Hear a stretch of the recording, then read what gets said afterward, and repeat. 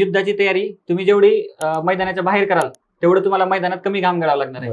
तर हे जे वाक्य आहे ना ते माझ्या प्रिपरेशनसाठी किंवा किंबहुना बाकी सगळ्यांसाठीच ते लागू होईल. कारण तुमचा रिझल्ट हा प्रीच्या अगोदरचे 2 महिने किंवा प्री टू मेन्सचे 4 महिने ह्याच्यावर कधीच ठरत नसतो. तुमचा रिझल्ट या टाइम फ्रेमच्या बाहेरून तुम्ही जे केलेलं आहे तर त्याच्यावर ठरत असतो. आणि त्याचं उदाहरण म्हणजे सर मी कोविडमध्ये सुरुवातीचे 2 महिने एकदम आरामात घालवले. खायचं प्यायचं झोपायचं असा एकदम निवांत कार्यक्रम होता. मग नंतर ते सगळं करून थकल्यानंतर मग जाणीव झाली की आता परत आपल्याला अभ्यास सुरू केला पाहिजे. मग पण अभ्यासाला ते म्हणजे काय म्हणतात की कुठून सुरुवात करायचं हेच होत नव्हतं. म्हणजे एक्झाम काही माहित नाही आणि मी पण जास्त असं आयसोलेटेड होतो, जास्त टचमध्ये नव्हतो. तर मग मी थोडंसं असं वेगवेगळे लेक्चर्स करा किंवा नोट्स बनवा.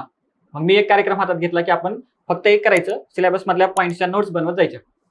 आणि सर त्यावेळेस ज्या गोष्टींच्या माझ्या म्हणजे ज्या ज्या सब्जेक्टच्या माझ्या नोट्स बनलेल्या आहेत त्या माझ्या शेवटपर्यंत अजून पण त्या नोट्स टिकून आहेत.